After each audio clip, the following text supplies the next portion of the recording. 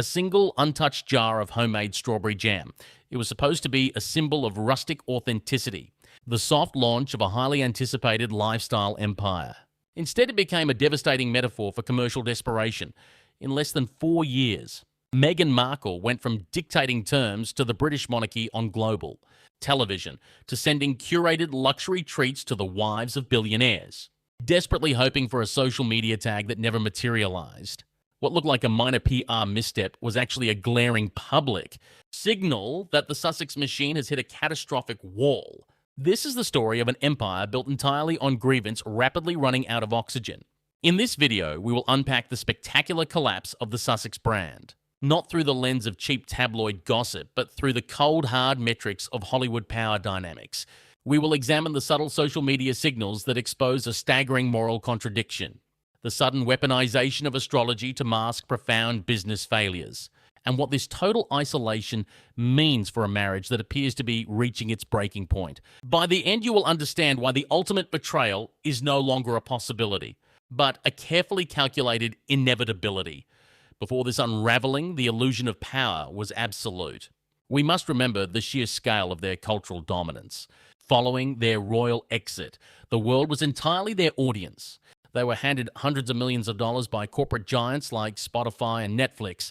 These contracts were not awarded for their proven production skills or their track record in entertainment. They were paid purely for their proximity to the throne and the unspoken promise of spilling its darkest secrets. They were positioned as the ultimate modern victims, two noble figures bravely fleeing an archaic, oppressive institution to find freedom. In that golden era, their influence felt untouchable. They commanded global headlines with a single sentence. They sat down with Oprah Winfrey and shifted the cultural tectonic plates. They were not just celebrities navigating a new town. They were treated as an untouchable movement shielded by a fortress of immense public sympathy. But public sympathy fueled by grievance has a strict expiration date. As the years progressed and the royal revelations dried up, the narrative began to sour. The audience grew fatigued by a relentless story of immense, unimaginable privilege constantly disguised as unbearable suffering.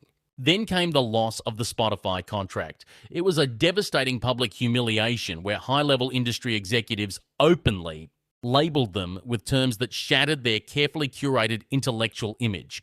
What looked like a temporary setback was actually the first undeniable crack in the facade. Behind the high-guarded walls of their $20 million Montecito estate, a very harsh and terrifying reality was taking shape. The lifestyle they aspire to maintain requires a staggering, relentless influx of capital. We are talking about private jets, a sprawling staff, relentless international security details, and high-powered public relations crisis teams. This requires millions of dollars a year simply to keep the lights on and the illusion intact. And the money, quite simply, is not regenerating. You cannot sustain a billionaire aesthetic on a dwindling millionaire budget, especially when you have alienated the very institution that gave you your initial global currency. This suffocating financial anxiety forced a dramatic pivot, exposing a brutal truth about the Hollywood hierarchy. There is a vast, unbridgeable gulf between wealthy celebrities and true global billionaires. Meghan Markle, acutely aware of the shifting tides and the drying well of streaming money, attempted to pivot her focus toward the true masters of the universe. Consider the deeply revealing case of Lauren Sanchez, the high-profile fiancé of Amazon founder Jeff Bezos. Reports and industry insiders indicate that years ago, when Meghan felt secure in her royal-adjacent power, she did not view Sanchez as an equal. She allegedly dismissed her as loud, overly performative, and unworthy of serious attention. The polite smiles masked a deep underlying disregard.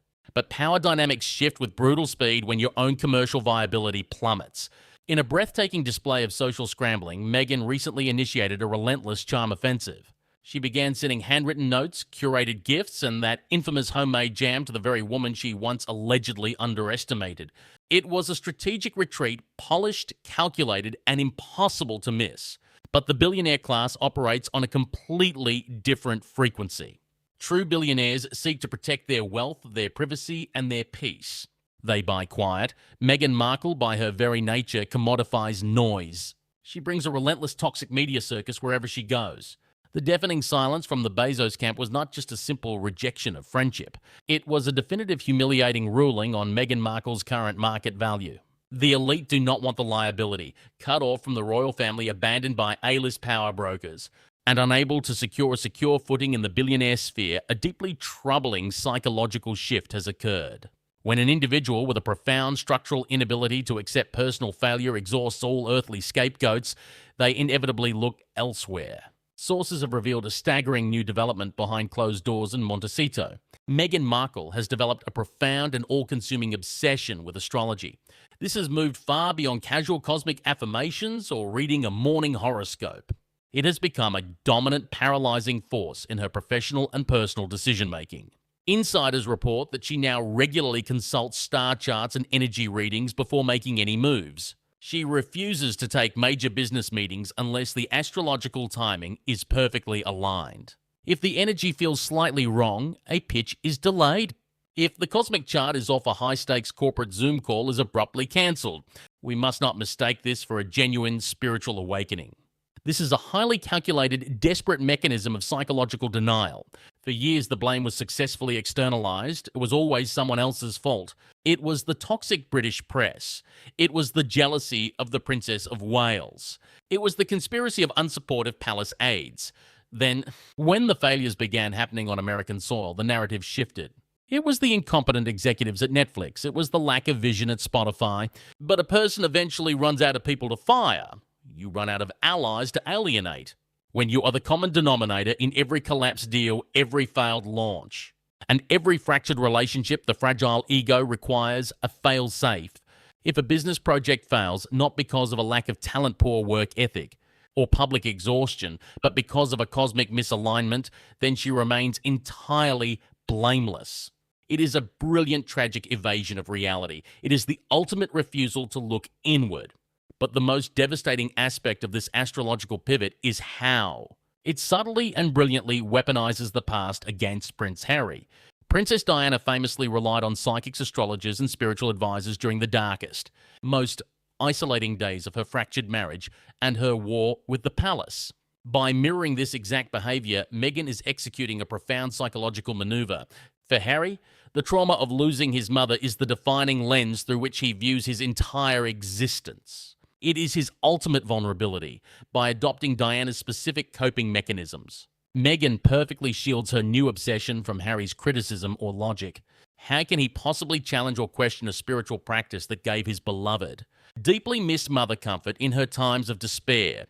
To question the stars is to question Diana.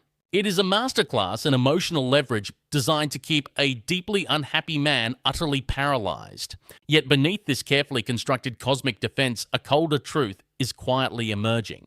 Insiders note that Harry is entirely excluded from this new spiritual boardroom. He is not participating in the energy readings. He is not consulted on the strategic chart alignments. The woman who once loudly insisted their love story was a united front against the world.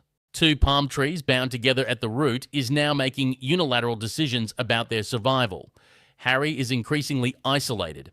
He is stripped of his military titles, distanced from his homeland, entirely severed from his lifelong friends, and reportedly suggesting a simpler, cheaper life far away from the Californian glare. He is waking up to the terrifying reality of a burning financial runway, while his wife waits for the universe to grant her a new empire. But as Meghan secretly calculates the optics of a post-Harry brand, attempting to secure a billionaire safety net that has already locked its doors, she has made one catastrophic miscalculation. And this single error in judgment is about to trigger a retaliation so severe it will change the course of their lives forever. The catastrophic miscalculation was assuming that the British royal family would always play the role of the active antagonist. Meghan Markle built a multi-million-dollar narrative on the premise of a relentless ongoing war with the palace. The Sussex brand required a Goliath to maintain its status as the righteous David, but the retaliation they are now facing is not a barrage of legal threats or public statements. It is something far more devastating to their commercial survival. It is absolute chilling and indifferent erasure. The monarchy has simply stopped engaging. By starving the Sussexes of fresh conflict, the palace has effectively cut off their primary source of income. You cannot sell a story of survival when the entity you are surviving has moved on and forgotten you. This profound silence from London has forced the pressure inward, turning the Montecito estate into a psychological pressure cooker. For years, Prince Harry's trauma was the central currency of their brand. He openly discussed his intense therapy, his profound grief, and his desperate need to break generational cycles of pain. He believed he was buying freedom. But as the financial reality darkens and the streaming deals evaporate, a brutal internal divide has seemingly fractured their daily lives. Harry is reportedly longing for simplicity, privately suggesting a move to rural environments like Montana, craving a life out of the relentless, unforgiving glare of the American media cycle.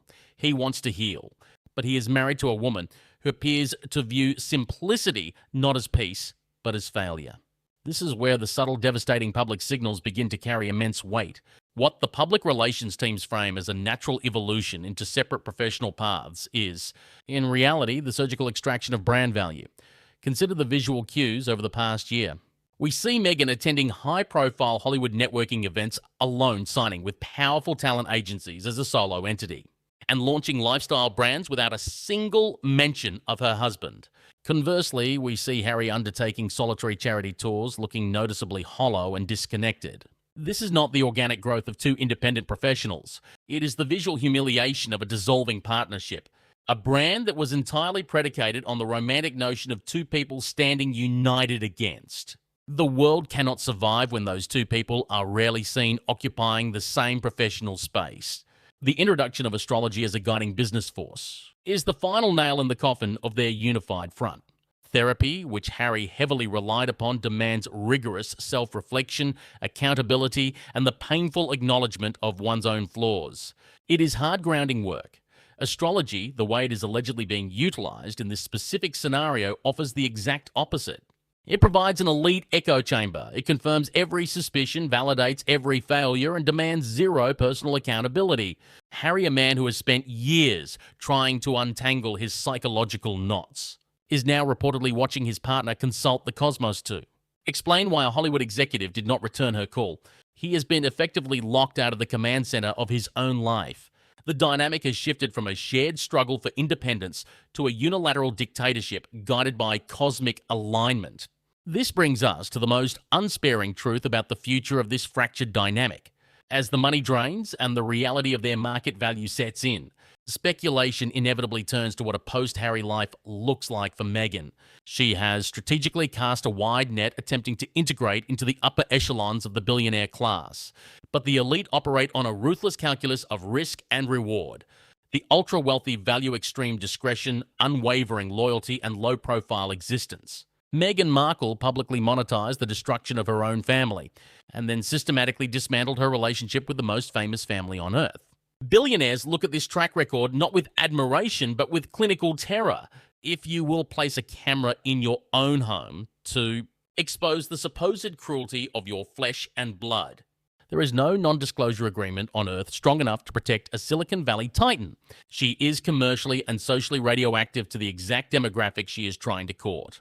This is why this story resonates so deeply and darkly with viewers across the globe. It is no longer a story about a rogue prince and a Hollywood actress. It is a modern morality tale about the illusion of influence and the tragic limits of weaponized victimhood. We are watching in real time what happens when you burn every single bridge to light your way, only to realize you are standing on an isolated island with no resources left to build a home. It is a staggering lesson in the difference between gaining global attention and earning lasting respect. They captured the eyes of the world, but they fundamentally failed to capture its heart. The tragedy of Prince Harry is that he became the architect of his own exile, trading a historical legacy for a fleeting moment of Californian relevance, only to find himself managed, marginalized, and deeply alone. He cannot easily return to a family he publicly devastated, and he cannot afford to maintain the lifestyle his current partner demands. He is trapped in a gilded cage of his own making, watching the financial floor slowly drop beneath him. Looking forward, this story will likely not culminate in a dramatic, explosive courtroom confrontation that the tabloids desperately crave. The end of an empire built on air rarely makes a sound.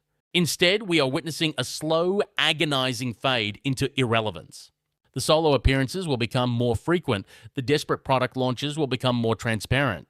The cosmic excuses will become more elaborate, and the gap between the illusion of their royal past and the reality of their commercial desperation will widen until it swallows them completely. They won the war against the institution. but they lost the battle for their own survival. If you found this deep dive into the psychology of public relations and modern fame insightful, make sure to subscribe to the channel and turn on notifications.